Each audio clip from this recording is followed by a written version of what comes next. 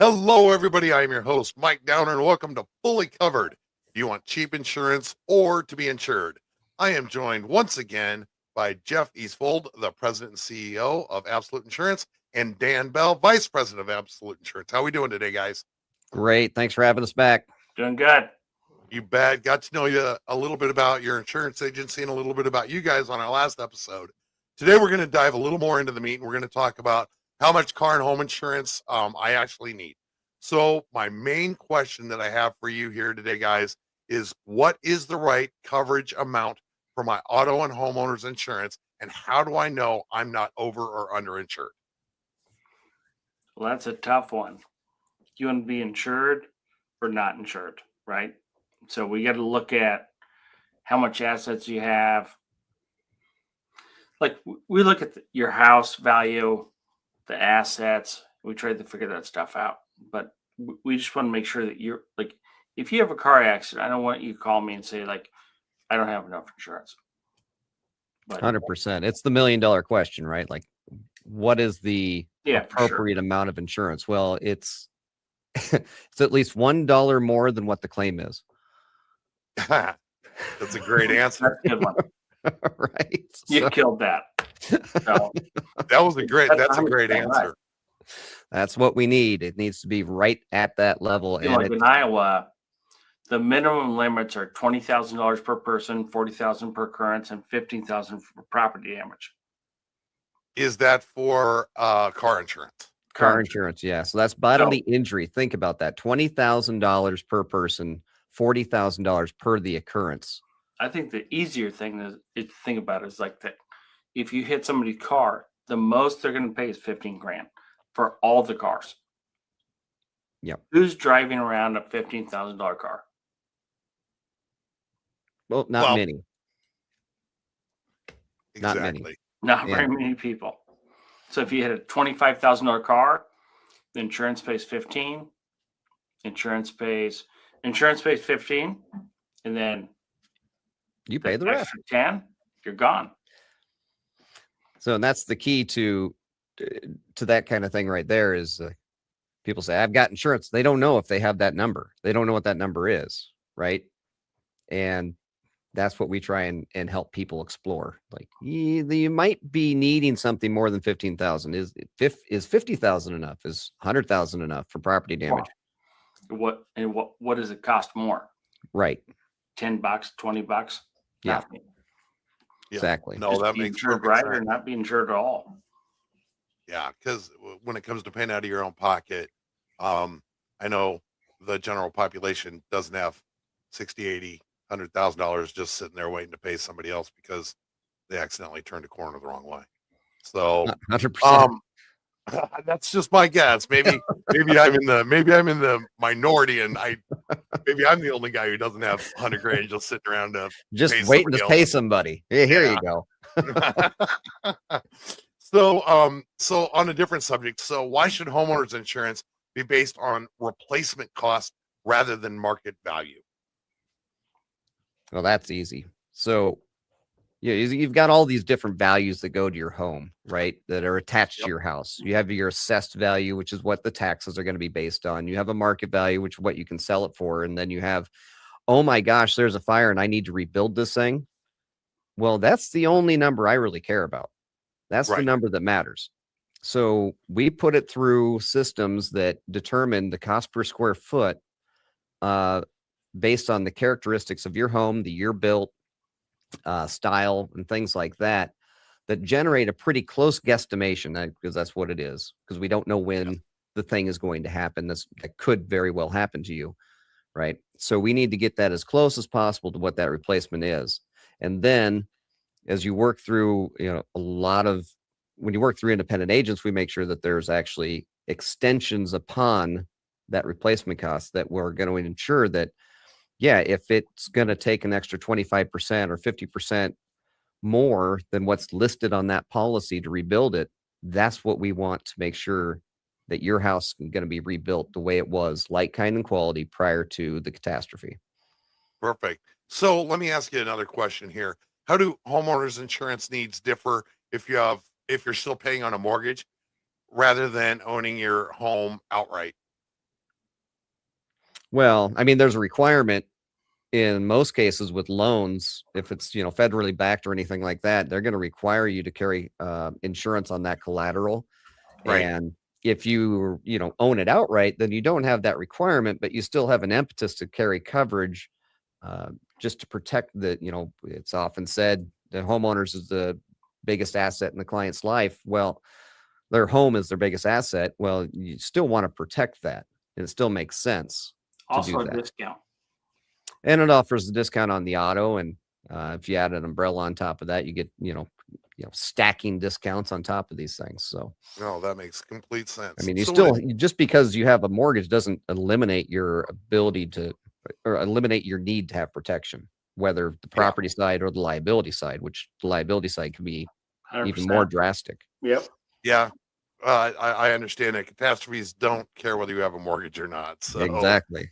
So guys, we're going to go back to auto insurance here just for a second. Why is the 100, 300, 100 coverage often recommended as a general rule for auto liability? I don't know. It is what I has do been not. out there for years and years and years. I mean, it's better than state minimums, but it's not necessarily, again, $100,000 for property damage. Yep. If you total 2 cars out there on the road right now, you could be sitting at $120,000, $150,000 or up on what needs to be paid out to the other parties. Yeah. And 15,000 is not enough. and even That's where the 100,000. state So of Iowa needs to step it up. it all depends. One of the things in one of the classes I was in, they were talking about in the late 70s, they introduced an umbrella policy, which is a policy that's additional liability over top your auto and home. So once those liability limits are exhausted, you can get additional coverage. And they asked in that class, what was the minimum level for the umbrella back in the late 70s? And in my mind, I'm thinking, well, it had to have been $500,000. So no, the minimum level back in the 70s was 1 million. And that's still what is a primary driver for selling an umbrella today. And when you look at the price of like inflation, things have went up so drastically since the 70s. We really need to be exploring these higher limits to protect assets. I agree. Yeah. I agree. So how does umbrella insurance help when your auto or home insurance limits are exhausted? Explain that to us. I know you brought it up, but just kind of let our listeners know how it helps when everything else is exhausted. Yeah. Once that's used, then the umbrella comes in for whatever the new limit is at that point, right? So let's say it is a $1 million. So after you've used your auto, which will most likely be 250 or $500,000, then it immediately goes into the umbrella policy to help protect your assets from having to pay for that incident. So again, this is just another one of those ways to put a cushion around your assets so that they're not brought into a lawsuit and things like that. So a lot of policies only, like the liability limit ends at 500 grand. If you have 500,000, so the umbrella kicks in for another million, so you have 1.5 million total. Exactly. Okay. That makes complete sense. So, how does your net worth affect the amount of insurance protections you may need or want to buy?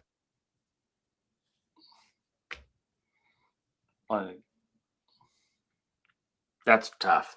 Well, the more money you have, the more you need to care, because ultimately, if something were to happen where you're at fault and they know you have a high net worth, then those injuries might, become worse. Yeah, I completely understand that. You see the commercials on all the time, and I will not mention any of the names, but I'm sure that everybody knows exactly what I'm talking about. And there's 3 or 4 around our area in Des Moines, Iowa here that I'm sure you guys know exactly what I'm talking about. So well, that's where we go back to be, you want to be covered or you want to be cheap? Right. Yeah, And makes sense. And so, yeah, definitely they want to be protected. So people of high net worth, people of actually, medium net worth need protection because it's easier to go after somebody else's money than make your own. Oh, it sure is. It sure is. So guys, how do you guys as absolute insurance agents determine the right coverage for each customer? Through interviews, talking with them, I would just talk to them. questions. Yeah, getting some of their background and Well, we um, like to have a personal relationship with the client, right? Just, me and you. Yep, Let's figure it I out. like that.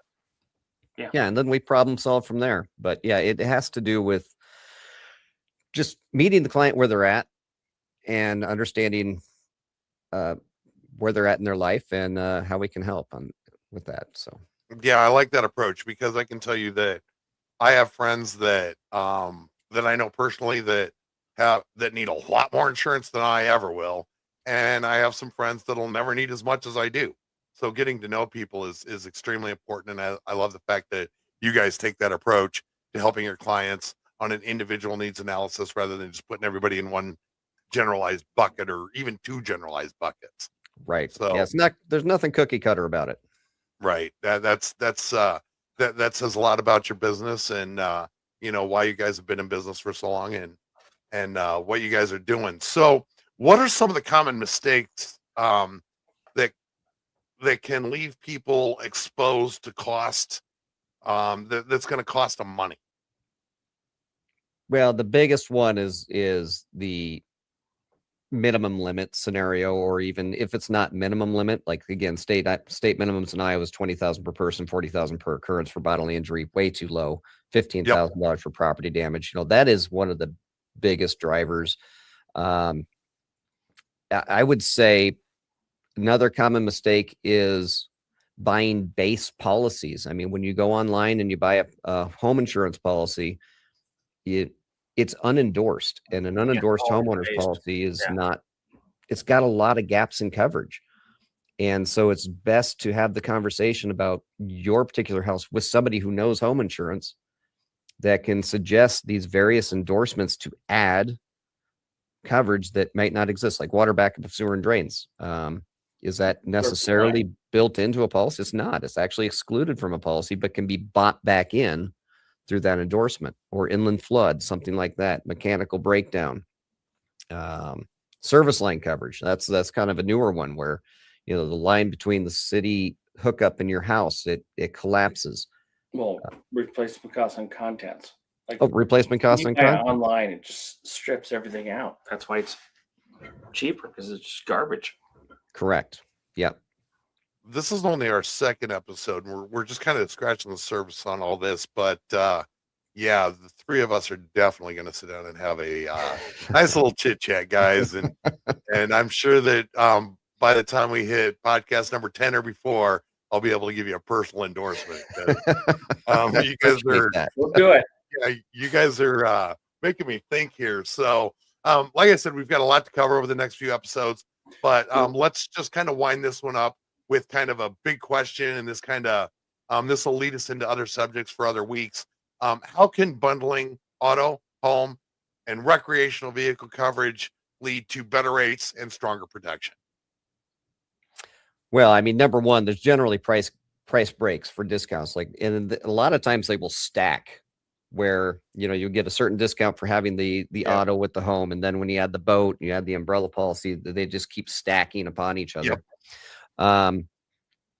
And if you keep it all within the same company, there might even be other benefits that you don't even think about, like perhaps a common cause of loss, where I just had hail that hit the boat, hit my cars and the house.